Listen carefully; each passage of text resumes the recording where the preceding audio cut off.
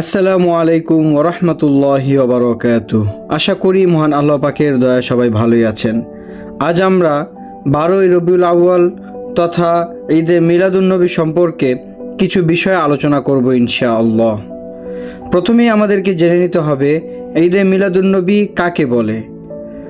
আমাদের সমাজে যারা ঈদে মিলাদুন্নবী পালন করে থাকেন তারা এই দিনটিকে এই কারণে উদযাপন করে থাকেন যে এই দিনে হুজুর পাক সাল্লাল্লাহু আলাইহি ওয়াসাল্লাম পৃথিবীতে আগমন করেছেন, আর এই জন্যই তারা এই দিনটিকে ঈদে মিলাদুন্নবী হিসেবে গণ্য করে থাকেন।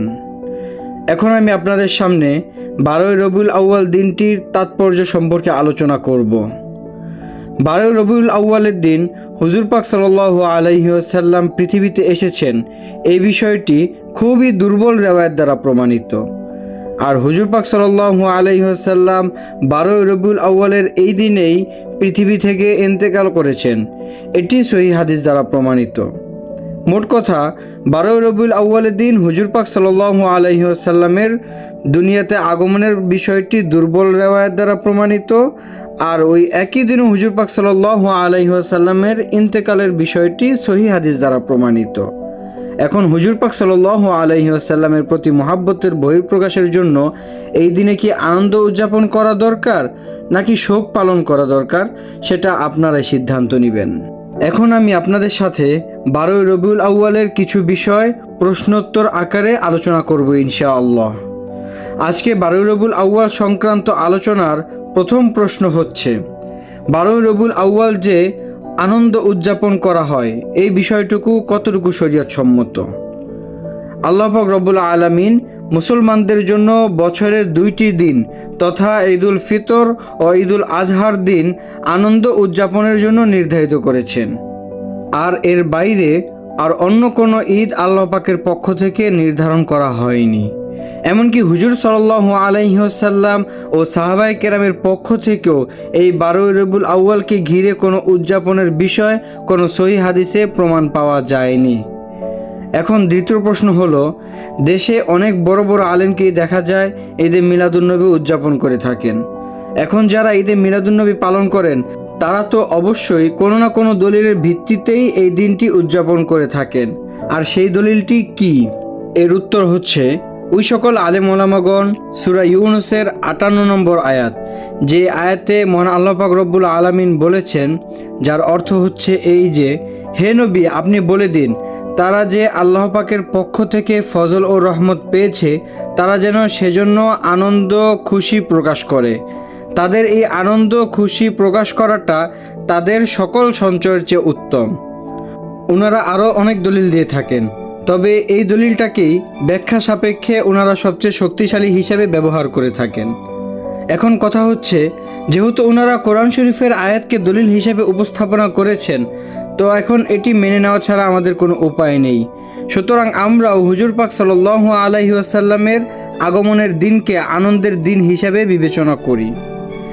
কিন্তু হুজুর পাক সাল্লাল্লাহু আলাইহি ওয়াসাল্লামের আগমনের দিনকে যে আনন্দের দিন হিসাবে আমরা বিবেচনা করব বা সেই দিন যে আনন্দ উদযাপন করব, সেটা কোন পন্থায়? বর্তমানে আমাদের সমাজে যে পন্থায় আনন্দ উদযাপন করা হয় সে পন্থায়, নাকি হুজুর পাক সাল্লাল্লাহু আলাইহি ওয়াসাল্লাম যে পন্থা আমাদেরকে শিখিয়ে দিয়েছেন সে পন্থায়? অবশ্যই হুজুর পাক সাল্লাল্লাহু আলাইহি ওয়াসাল্লামের দেখানো পন্থাই সবচেয়ে বেশি প্রাধান্য পাবে। এবার আমরা আমাদের আজকের আলোচনার তৃতীয় প্রশ্ন নিয়ে আলোচনা করব, আর তা হলো হুজুর পাক সাল্লাল্লাহু আলাইহি ওয়াসাল্লাম ওনার আগমনের দিন উদ্দেশ্যে কি কি আমল করতেন। প্রথমেই আমি বলেছি যে 12ই রবিউল আউয়ালকে যে হুজুর পাক সাল্লাল্লাহু আলাইহি ওয়াসাল্লামের দুনিয়াতে আগমনের দিন হিসেবে বর্ণনা দেওয়া হয় এটি কোনো সহিহ হাদিস দ্বারা প্রমাণিত নয়। সঠিক মতামত হচ্ছে সোমবার দিন হুজুর পাক সাল্লাল্লাহু আলাইহি ওয়াসাল্লাম দুনিয়াতে আগমন করেছেন।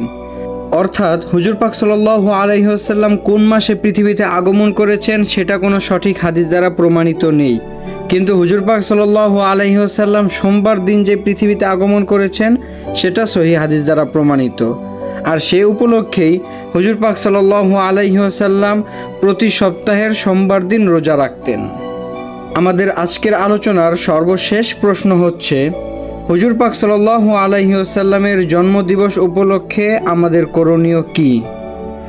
আমরাও সূরা ইউনুসের ওই আয়াতের উপর আমল করা এবং হুজুর পাক সাল্লাল্লাহু আলাইহি ওয়াসাল্লামের দেখানো পন্থা অনুযায়ী প্রতি সপ্তাহে সোমবার দিন রোজা রাখতে পারি।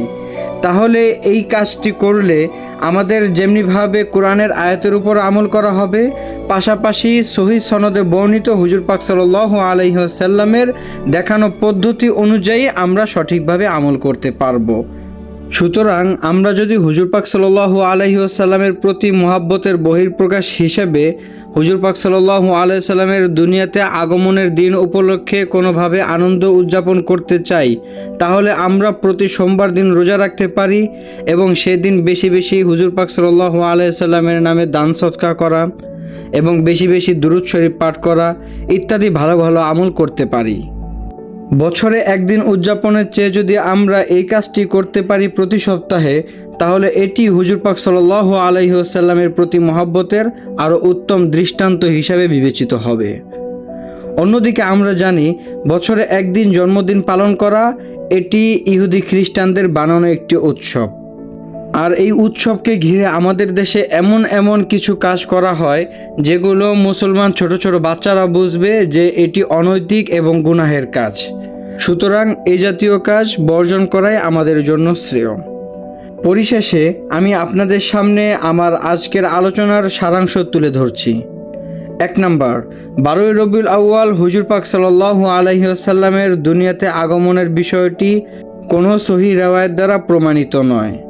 দ্বিতীয়ত, হুজুর পাক সাল্লাল্লাহু আলাইহি ওয়াসাল্লাম ওনার দুনিয়াতে আগমনের দিন হিসাবে প্রতি সোমবার রোজা রাখতেন।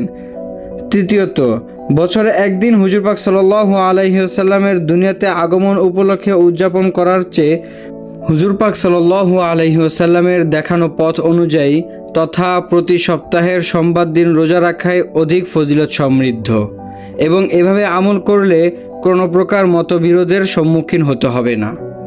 আমি আমার বোঝ অনুযায়ী সঠিক বিষয়টি আপনাদেরকে বোঝানোর চেষ্টা করলাম। ওয়ামা তাওফিকি ইল্লা বিল্লাহ। আল্লাহ পাক রব্বুল আলামিন আমাদেরকে সঠিক বুঝ দান করুন। আমিন। আসসালামু আলাইকুম ওয়া রাহমাতুল্লাহি ওয়া বারাকাতুহু।